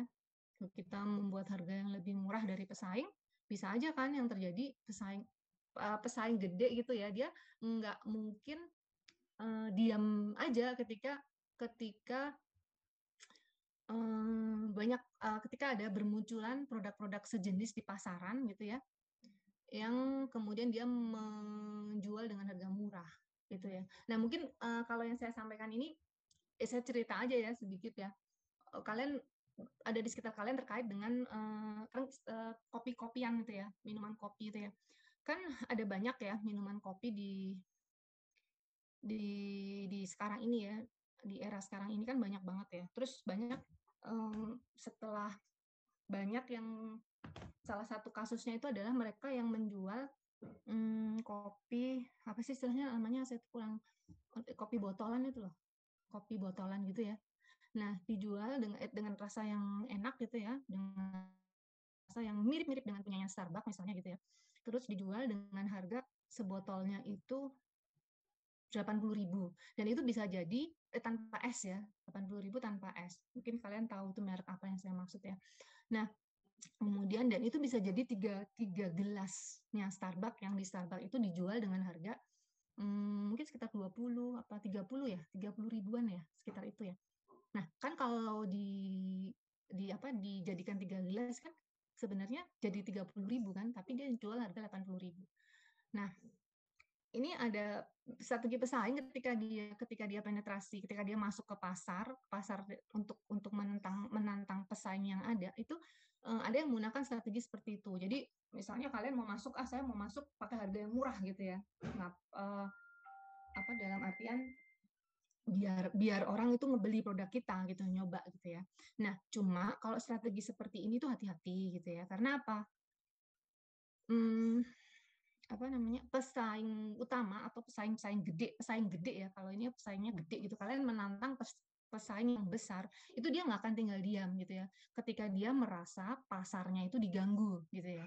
Kalau dia ngerasa belum terganggu, dia masih biarin aja lah, kasih kesempatan gitu, ibaratnya seperti itu. Tetapi kalau dia ngerasa orang apa namanya, pendatang-pendatang baru ini mengganggu pasarnya, dia pasti tidak akan tinggal diam. Untuk kemudian pasti dia akan menggunakan mengeluarkan suatu strategi ya untuk dalam tanda kutip melibat pasar-pasar, melibas gitu, bukan melibat ya, melibas pemain-pemain baru itu kan gitu. Kayak contoh kasus yang terjadi kan, kemudian setelah itu kan si Starbucks itu ngeluarin kopi botolan dengan harga 100.000 dua gitu ya, ibaratnya seperti itu. Nah, ini contoh ya, contoh yang benar-benar terjadi kalau kalian ngamatin ya. Jadi sering saya pernah ada pertanyaan seperti itu ya dari mahasiswa, Bu, kalau misalnya kita produk baru dan kita pakai strategi harga murah untuk menantang pesaing yang ada tuh gimana gitu kan? Ya saya jawab, kalau memang mau seperti itu, satu ya dipastikan bahwa produk kalian memang misalnya produk kalian bagus ya, dan kalian yang kedua itu eh, jangan jangan lama gitu. Jadi ada masanya. Oh, ini lagi masa promo dan lain sebagainya gitu ya. Nah, kalau terus yang ketiga juga pastikan bahwa sumber bahan baku kalian itu emang lebih murah dan lain sebagainya. Emang kalian bisa melakukan penghematan-penghematan seandainya kalian harus bertahan di harga itu, dan seandainya terjadi persaingan kalian bisa bisa menyaingi juga gitu loh, ibaratnya seperti itu. Kalau kondisinya kalian nggak bisa, ya kalian nanti akan dilibas. Mereka itu nggak masalah gitu ya, rugi-rugi sedikit nggak masalah, yang penting kan pesaingnya mati semua gitu, kasarnya gitu ya, ekstrimnya gitu. Karena kan sumber dananya mereka lebih besar daripada perusahaan yang baru masuk ini gitu ya. Jadi hati-hati di situ kalau mau pakai harga murah, dan kalian nggak yakin bisa bisa bertahan terus di harga itu, ya pakai harga murah terus, maksudnya ya pakai strateginya adalah masa atau periode ya. Itu kan tujuannya supaya orang kenal, oh ini ada produk yang sama enaknya ya, tapi dia punyanya lokal brand misalnya, yang bisa diunggulkan apalah gitu ya. Oh, ini punya lokal brand, artinya sama, orang mungkin akan lebih memilih produk itu daripada produk yang sebelumnya ada, misalnya seperti itu gitu ya. Ini masalah price, sebenarnya ini kan materi untuk price ya, tapi ya kadang saya tuh suka lupa mumpung ingat gitu ya. Kemudian sampai ke price sekarang. Price itu adalah ada trade channel, jadi channel ya tadi yang saya bilang saluran distribusi tadi ya, apakah secara langsung, kemudian secara tidak langsung ya, jadi ada beberapa channel gitu ya. Kemudian ada cakupan ya, cakupan coverage itu cakupan penjualannya itu seberapa jauh gitu ya, yang bisa dijangkau gitu ya. Kemudian keberagaman atau assortment ini kan maksudnya apakah kalian akan menggunakan saluran langsung dan tidak langsung. Jadi ada beberapa macam. Karena kan kalau menggunakan langsung dan tidak langsung harus diperhatikan adalah masalah harga gitu ya. Jangan sampai orang ketika beli langsung itu harganya menjadi lebih murah daripada ketika dia beli di distributor. Yang kayak gitu kan nanti mematikan distributornya. Kayak gitu itulah ya. Jadi ini ada strategi-strateginya nanti yang akan dibahas juga di materi place. Location ya, termasuk lokasinya. Tadi kan ada ya, saya sudah bahas ini ya, lokasi, jarak dari pembelian, dari perusahaan ke tempat pembeli, itu mesti dilihat ya. Kemudian sistem transportasinya, logistiknya, ya. Kemudian ada e-commerce yang mendukung itu kan semuanya place, ya. Oke, kemudian promotion yang berikutnya. Promotion itu ada iklan, ada personal selling, ada sales promotion, ada public relation, ada direct marketing, ada corporate identity, ya. Identitas corporate ini penting ya. Identitas itu kan kayak ada brandnya, ada logo di brand itu, ada nama mereknya, ada logonya, ya. Kan merek dan kemudian bentuk gambar dan lain sebagainya itu akan memudahkan perusahaan untuk membranding, atau membranding itu kan menguatkan mereknya supaya lebih dikenal gitu ya. Nah, ini kalau dilihat kan promotion itu nggak cuma Kalau selama ini kan kita ngertinya promosi ya promosi, kegiatan promosi gitu kan.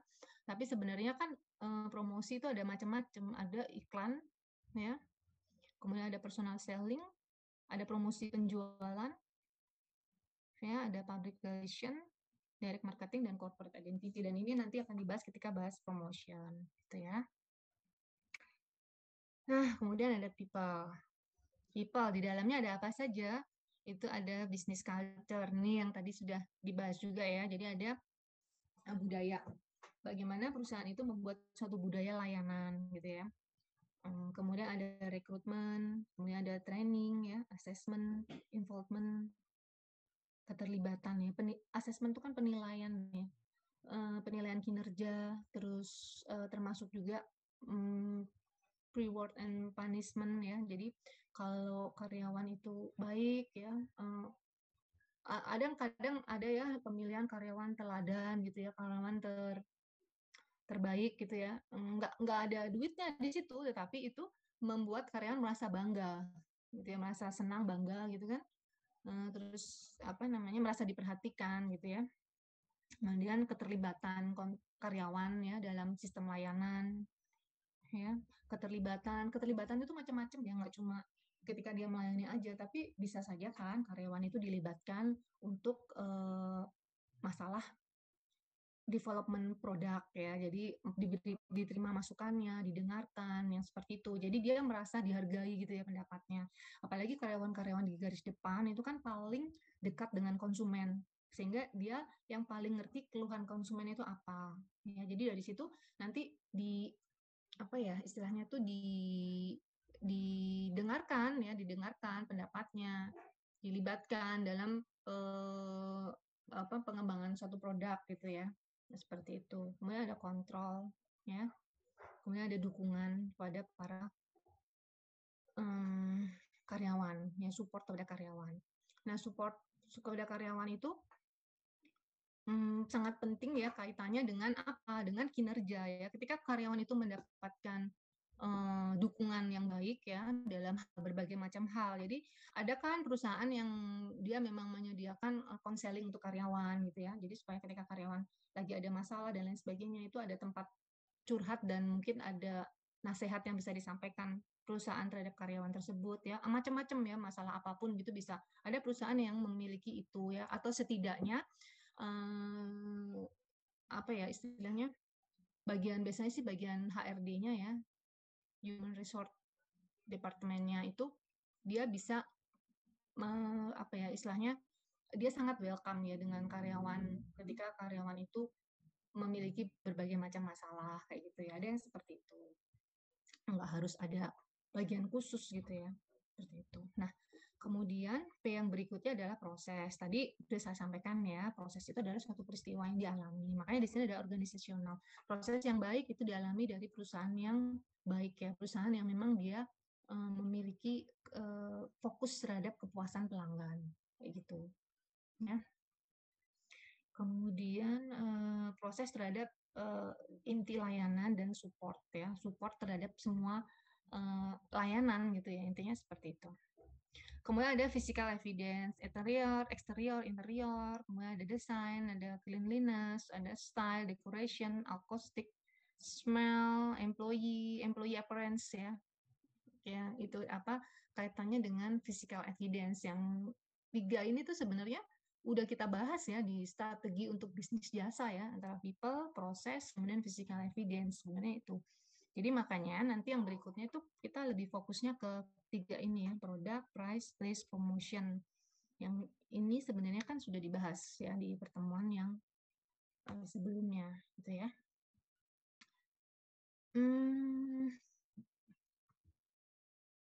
Ya, saya kira bauran pemasaran itu isinya, tapi nanti ada tambahan lagi. Nah, sebelum saya masuk ke slide yang berikutnya, mungkin ada yang mau ditanyakan, silahkan.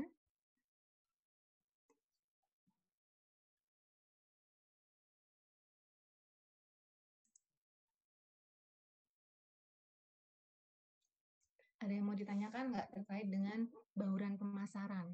Ya, silahkan. Ketut Aditya ya. Terima kasih kesempatannya, Bu. Iya, mau nanya Terkait apa? dengan bahas tadi terkait harga. Dan seringkali saya melihat dan di berbagai destinasi itu ada perbedaan harga untuk wisatawan domestik maupun wisatawan asing. Dan tadi juga saya sempat searching kalau hal tersebut dikarenakan untuk wisatawan domestik itu harga dibuat rendah karena akan dijadikan kompensasi untuk warga sekitar agar lebih belajar terkait destinasi di tempat tersebut. Sedangkan untuk wisatawan asing mengapa lebih tinggi karena ada unsur ingin menyamakan harga dengan destinasi di luar negeri lainnya yang serupa. Contoh itu Candi Borobudur itu kenapa harganya untuk asing lebih mahal karena ingin disamakan dengan seperti destinasi di Angkor Wat. Namun di sini saya juga melihat ada sedikit kekesalan yang muncul dari wisatawan asing melalui ada juga video di YouTube itu yang menghadirkan mungkin wisatawan asing itu shock ya atau kaget karena mengetahui adanya perbedaan harga tersebut. Nah, bagaimana cara untuk suatu destinasi dalam melakukan pemasaran agar menghindari mungkin kagetnya dari wisatawan tersebut terhadap perbedaan harga tersebut, Ibu? Terima kasih.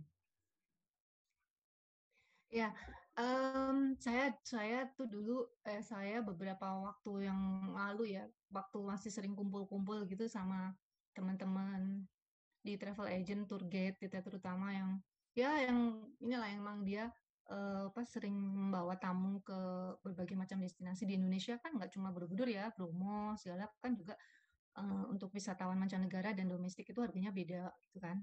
Karena memang itu kan memang strategi yang dilakukan pemerintah untuk dua harga kan memang satunya memang untuk wisatawan mancanegara, satunya untuk wisatawan domestik kan.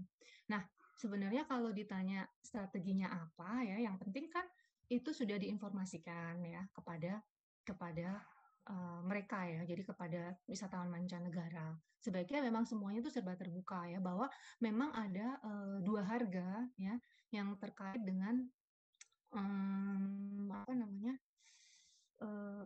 kedatangan mereka terkait dengan tiket masuk gitu ya. Jadi kalau menurut saya sih itu seharusnya sudah diinformasikan dari awal. Jadi sehingga tidak terjadi keterkejutan kepada bagi si wisatawan mancanegara itu ya.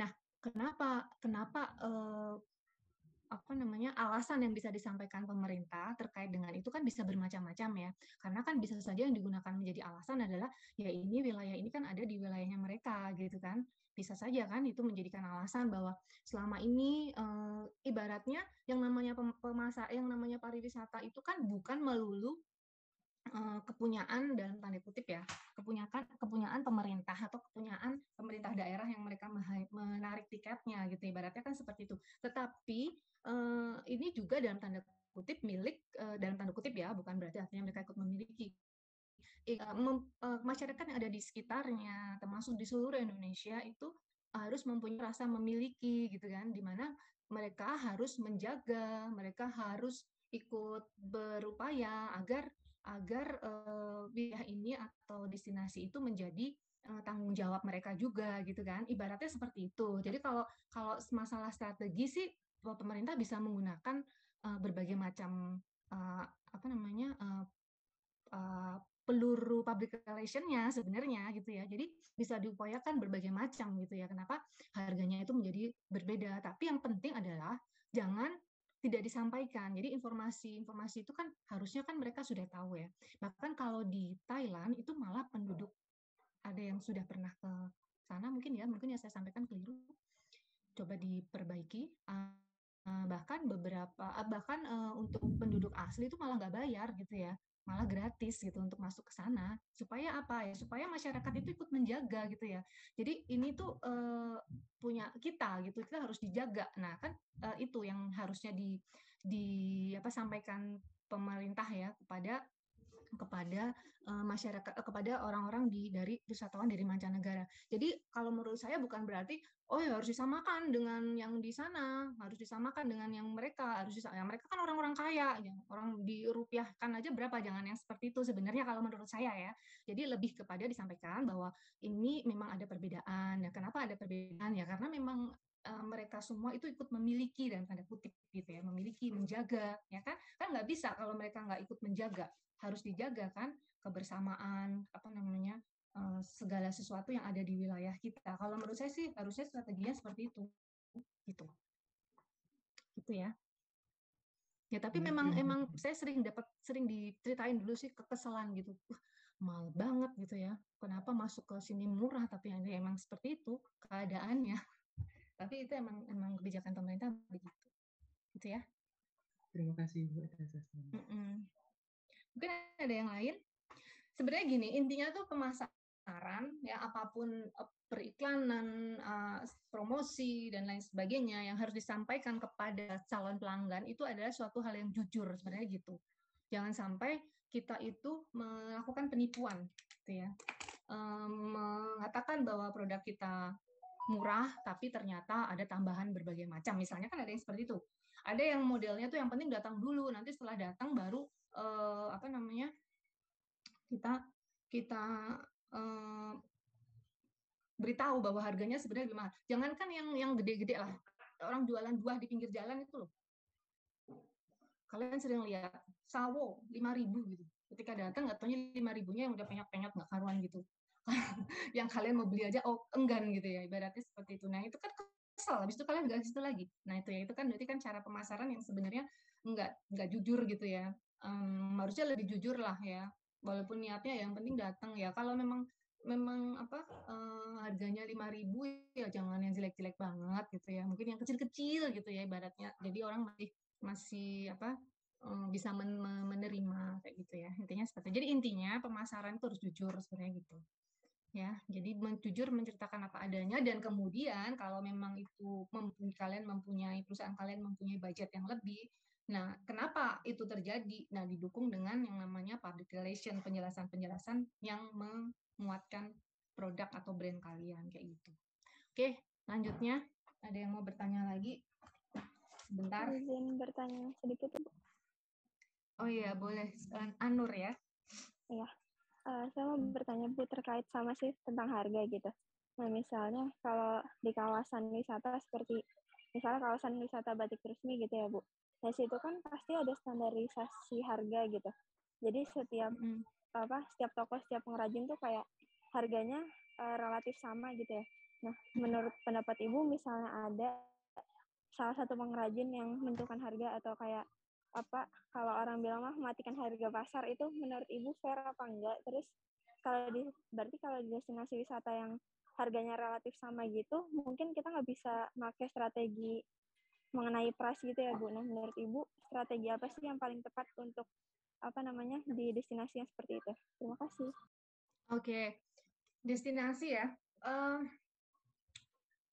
Kalau yang pertama tadi ya, yang pertanyaan itu kan sebenarnya ada dua pertanyaan ya. Yang pertama tadi, kalau misalnya sudah ditetapkan harga yang sama semua gitu ya, terus kemudian kan biasanya mereka itu kan berada dalam satu apa sih namanya payung organisasi gitu ya. Biasanya kan gitu. Jadi kalau di satu tempat itu pasti ada pengelolanya gitu ya, ada koperasi atau apalah ya, ada semacam itu. Harusnya kan dia ada kesepakatan harga ya. Harusnya ada kesepakatan harga yang sama gitu, harusnya seperti itu. Jadi kalau menurut saya sih secara etika kalau kemudian dia menurunkan harga dengan produk yang sama ya maksudnya itu dia tentunya melanggar etika gitu ya, melanggar etika yang sudah disepakati. Nah, bagi konsumen sih senang-senang aja dia dapat harga murah gitu kan. Tetapi bagaimana dengan hubungan dia dengan organisasinya gitu ya, dengan paguyuban atau apapun yang menaunginya gitu ya. Karena kan biasanya mereka itu nggak cuma apa berdiri sendiri-sendiri gitu kalau menurut saya ya, tetap aja ada kerjasama dalam hal misalnya penyediaan bahan baku ya, penyediaan produknya, nanti kalau nggak ada di situ akan dicarikan di sana, kan udah terjalin suatu kerjasama yang baik gitu ya. Kalau kemudian dia menggunakan harga yang dengan produk yang sama maksudnya ya, itu apa namanya, itu artinya dia melanggar etika bisnis kalau menurut saya. Tetapi beda konteksnya ketika misalnya dia ada apa grand opening untuk tokonya gitu ya, dia baru buka. Nah, kemudian dia ada beberapa produk yang dijual dengan diskon misalnya dan dalam waktu yang pendek dan itu disepakati oleh semua supaya supaya memang apa namanya untuk apa ya istilahnya tuh untuk ibaratnya itu untuk apa namanya, kayak suatu momen gitu ya, momen di mana dia memang lagi buka baru. Nah, kalau itu memang disepakati ya silahkan gitu kalau menurut saya. Dan itu sekali lagi waktunya terbatas, mungkin cuma 1 hari gitu ya, atau 1 jam atau 2 jam misalnya seperti itu. Jadi sempat ada apa diskon di jam berapa misalnya gitu, nggak sampai berhari-hari juga kan kasihan yang lain nanti. Kalau menurut saya seperti itu. Nah, jadi kalau memang dia harga murah dan tidak dan melanggar kesepakatan saat itu berarti artinya melanggar etika bisnis yang dilanggar konsekuensinya nggak ada hukuman dari nggak akan masuk penjara tetapi hukuman sosial sanksi sosial yang dia akan terima gitu kan. Nah yang kedua tadi strategi satu harga di satu wilayah ya. Banyak kan ya destinasi yang kayak misalnya di mana tuh di Malang ada apa tuh saya jadi lupa sih. Ya banyak tempat hiburan lah, tempat hiburan, destinasi di sana gitu ya. Ada banyak ya beberapa tempat di sana, ada yang menjual makanan, menjual pakaian yang kayak gitu dan harganya itu harus sama ya. Ke Jatim Park dan teman-temannya itu ya, bagusnya kan dia nggak terlalu mahal banget ya. Nah, harganya harus sama. Nah, tadi dikatakan bahwa, oh ini nggak bisa pakai harga, karena udah ditetapkan harganya nggak boleh lebih murah, gitu kan, nggak boleh lebih mahal, gitu kan. Ya, jadi harus sama. Yang bisa dilakukan adalah strategi terkait dengan cara pembayaran. Kalau misalnya mau ngomong harga ya, jadi cara pembayaran fasilitas yang ada di sana itu ya kalau sekarang orang sukanya pakai ada tambahan QR dia ngikutin itu misalnya ya. Ini kalau masih ngomongin harga ya. Nah, kemudian yang lainnya ya tentunya dengan pelayanan yang perlu yang lebih ditingkatkan ya. Jadi apa namanya? Proses ya. Jadi prosesnya dia ketika dia mengkonsumsi suatu produk itu yang bisa ditingkatkan. Kalau memang strategi satu harga ya. Kayak gitu sih kalau menurut saya. Kemudian ada Baik, yang terima lain ya, ada kasih, Bu. promosi dan lain sebagainya ya. Gitu. Jadi promosinya juga ya. Jadi promosi mungkin nggak terkait dengan diskon ya, tetapi yang lainnya. Jadi bagaimana orang-orang itu supaya supaya dia bisa datang datang ke sana gitu karena iklannya gitu ya karena pemberitaan-pemberitaan baik di perusahaan itu yang seperti itu sebenarnya kalau harganya nggak boleh ini ya tuh gitu itu ya. Oke, ada lagi yang mau ditanya? Nggak ada, ya sudah nggak ada. Tadi masih apa lagi ya, saya udah apa sudah selesai? Sebentar saya lihat dulu ya.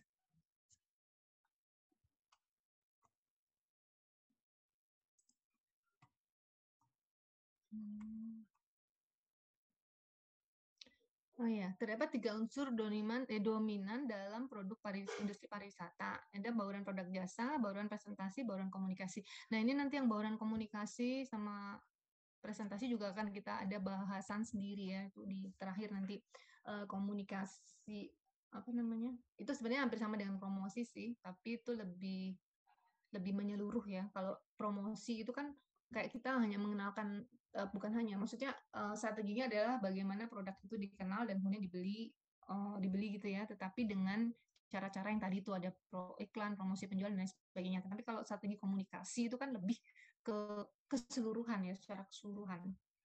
Bagaimana produknya aja tuh bisa menjadi sebuah jembatan atau alat komunikasi ya antara perusahaan dan pembeli gitu ya. Nah, bauran produk barang dan jasa yaitu kombinasi produk, barang, dan jasa yang sekaligus dapat ditawarkan kepada calon konsumen untuk memenuhi kebutuhan dan keinginannya. Nah, di industri pariwisata ini jelas ya, produk yang berupa barang dan jasa. Ya, nggak bisa hanya barang saja kan tentunya. Kemudian bauran presentasi, semua cara yang dilakukan oleh marketing untuk mewujudkan perpaduan produk dalam gambaran atau persepsi calon konsumen dalam tempat dan waktu yang tepat agar konsumen melakukan pembelian. Contohnya video tentang daya tarik wisata yang akan dikunjungi ya. Nih. Saya tuh dulu pernah ngeliat videonya Korea tuh yang nggak salah ya tentang daya tarik wisata tuh seneng liatnya tuh karena mereka tuh benar-benar di semua musim itu ada gitu ya musim apa namanya dingin gitu ya musim panas gitu ya ibaratnya kayak gitulah ya ketika lagi dingin tuh apa yang dilakukan ketika lagi nggak panas tuh kayak apa yang dilakukan itu kayak lengkap banget gitu ya. Ya di Indonesia juga sudah mulai dibuat seperti itu ya. Kaitannya dengan berbagai macam situasi, karena kan banyak destinasi yang berubah ya ketika musim hujan dan musim panas itu berubah ya. Kalau misalnya tadi saya sempat sebutkan Bromo itu ya, kalau musim hujan mungkin ada tanaman-tanaman apa tuh yang kayak rumput tapi tinggi-tinggi itu ya. Jadi bagus gitu kan, kayak hijau, tapi nanti musim kemarau itu hilang semua, nggak ada. Jadi ketika orang tahunya di musim kemarau ya datang ke berharap melihat itu, dan kedatangnya di musim kemarau ya dia akan kehilangan itu, misalnya gitu ya. Kemudian bauran komunikasi. Bauran komunikasi adalah semua bentuk komunikasi yang dilakukan oleh marketing untuk meningkatkan penjualan produk sesuai dengan harapan konsumen. Contohnya menghubungi secara pribadi, mengirim email, aktif dalam sosial media, atau mengirimkan berbagai macam brosur, tur program, atau tur itinerary langsung kepada target pasar potensial. Jadi ini bauran komunikasi ya. Bagaimana cara produsen itu atau perusahaan itu menghubungi atau menginformasikan mengenai produknya, gitu ya. Ada tamu. Oke, saya lanjut ya. Oke, ini tuh sebenarnya udah dibahas ya yang kemarin ya, apa belum? Strategi pasar. Strategi pasar kemarin.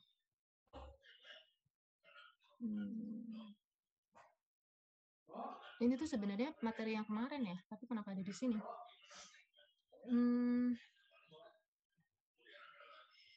Ada 3 strategi ya, tapi saya bahas sebentar ya. Strategi pasar nih adalah strategi yang berkaitan dengan pasar yang akan dilayani, ya. Ini sebenarnya materi yang segmentasi ya kemarin itu. Ada 3, ada ini ya, ada 1, 2, 3. Strategi cakupan peliputan pasar, strategi geografis pasar, strategi memasuki pasar lanjutan. Kemudian ini kenapa? Ada 5, strategi komitmen pasar dan market dilution strategi, itu ya. Strategi memasuki pasar lanjutan. Oke. Nah, ini bentar ya.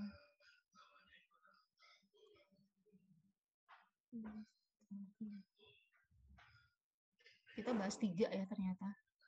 Nah, strategi pasar tunggal, segmen tunggal, alasan yang mendasari. Ini kan berarti kemarin ketika bahas tentang targeting ya, kan ada beberapa segmen yang bisa dibentuk gitu ya.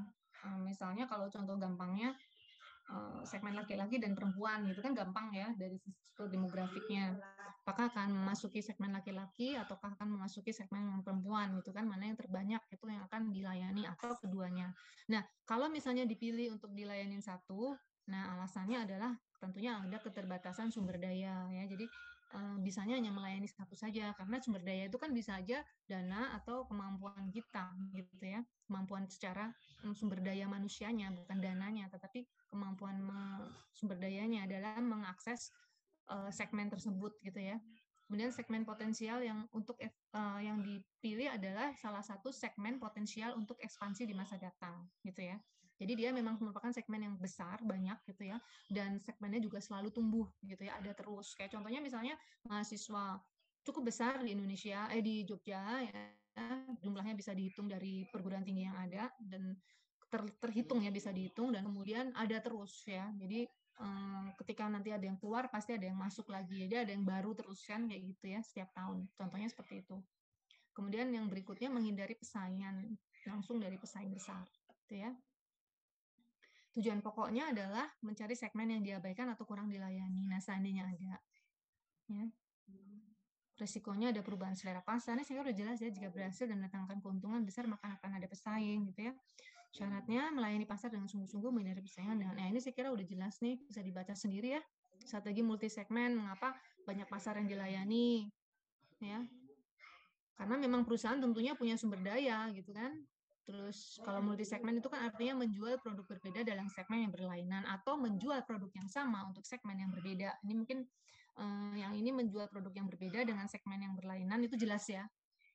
Jadi misalnya kayak saya contohkan kemarin Macamu ya, dia menjual produk yang berbeda untuk segmen yang berlainan. Jadi dia jual produk premium dan produk value namanya gitu kan, segmennya berbeda. Yang satu untuk coffee shop yang menjual minuman matcha dengan harga 20.000 ke atas gitu. Yang satunya dia untuk menjual coffee shop atau mungkin angkringan yang menjual matcha ya, minuman matcha itu dengan harga 5.000-an misalnya atau 10.000-an maksimal gitu. Jadi kan ini menjual produk berbeda dalam segmen yang berlainan. Tetapi yang kedua, menjual produk yang sama untuk segmen yang berbeda ini bisa saja ya. Jadi mungkin saya sudah ceritain kemarin produknya sama, tetapi memang ditujukan untuk kalangan yang berbeda. Dari sisi rasanya sama, tetapi kemudian mungkin kemasannya yang berbeda gitu ya. Penawaran harganya juga berbeda gitu ya. Menjual produk sama untuk segmen yang berbeda, contohnya juga tadi sebenarnya destinasi, ya kan? Segmen wisatawan mancanegara dan segmen wisatawan domestik, itu ya, contohnya seperti itu. Oke, strategi pasar secara keseluruhan artinya melayani seluruh segmen yang ada dan menjual produk yang terdiferensi pada segmen yang berbeda. Jadi ini yang bentar. Ini artinya dia ngelayanin semuanya ya. Perusahaan melayani seluruhan segmen yang ada di pasar dan menjual produk-produk yang berbeda-bedakan. Jadi memang dia membuat semua produk yang ada di sana, gitu ya. Oke, saya kira itu. Yang lainnya ini nanti bisa dilihat sendiri lah. Strategi geografis pasar. Ini mungkin saya juga udah jelasin sih kemarin ya waktu ngomongin soal market segmentasi geografis ya. Ini syarat-syaratnya aja sih sebenarnya. Nanti bisa dibaca sendiri. Ini juga sudah jelas semua sih saya kira. Gitu ya. Oke, mungkin ada yang mau ditanyakan? Izin bertanya, Ibu. Ya silahkan. Ini siapa yang bertanya? Saya cuma bingung yang masalah, ya Bu. Saya cuma bingung yang masalah pasar tadi itu yang pasar keseluruhan tadi itu, Bu. Itu bedanya sama yang pasar keseluruhan kalau nggak salah. Yang pasar target keseluruhan itu kan nggak ada pembedaan pasar ya, Bu. Itu semuanya itu disasar. Nah, itu bedanya sama yang kemarin Multi, ya bukan yang keseluruhan Bu. Yang mana sih? Sebentar. Bentar.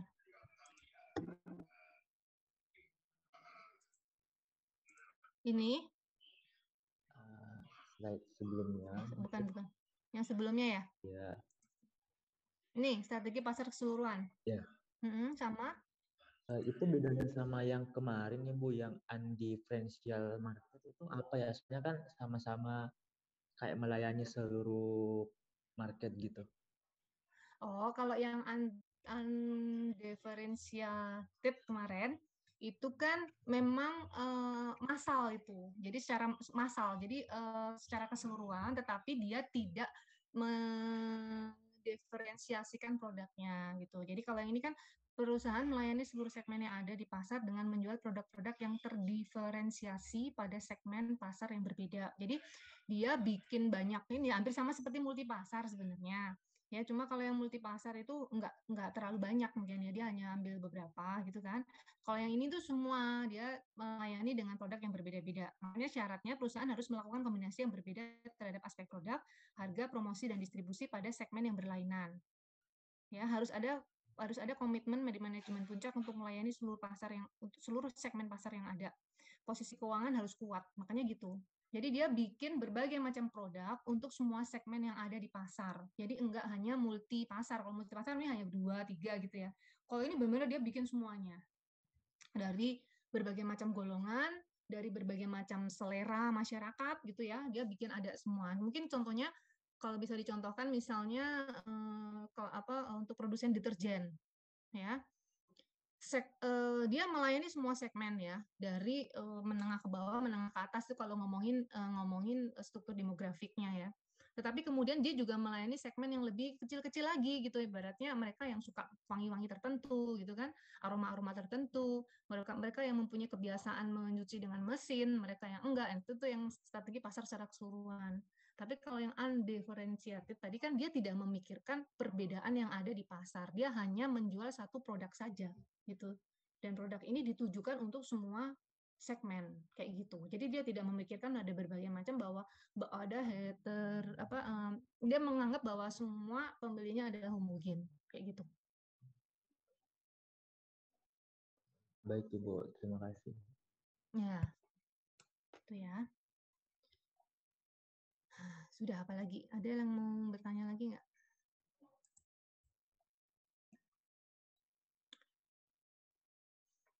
Nggak ada. Ya sudah kalau nggak ada. Kalau nggak ada ya sudah. Minggu depan kita meet ya. Nah, teknisnya itu mungkin saya juga sudah nyampein. Saya akan kasih soalnya di hari itu juga, tanggal 23 ditambah 7, tanggal 30 ya. Tanggal 30. Nanti dikumpulkan. Hari itu kalian ada meet juga nggak? Mata kuliah lain? Cuma mata kuliah ini, Bu. Oke, karena cuma mata kuliah ini aja, saya minta dikumpulkan langsung di hari itu ya. Jadi kalian langsung kerjakan aja. Nanti dikumpulkannya saya kasih batas waktu seperti yang kemarin. Jadi jam 12 jam 11.59 ya. Agak lama waktunya sebenarnya. Itu ya. Terus nanti saya juga minta tolong lagi teman kalian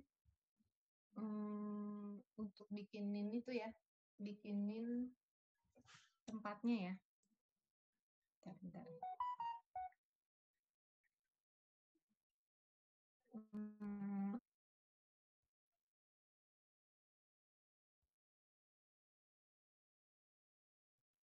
Gitu ya. Tania ya, minta tolong ya untuk ngebikinin tempatnya. Buat besok aja deh, kalau nggak nanti saya ingin lagi sampaikan lagi. Ya, terus gini, misalnya nggak ada kelas, jadi saya kan langsung nanti upload aja di Google Classroom. Nanti tapi kalian tetap isi presensi ya. Nanti nggak dibilangnya ada meet tapi kalian nggak hadir gitu ya. Oke, ada yang mau ditanyakan?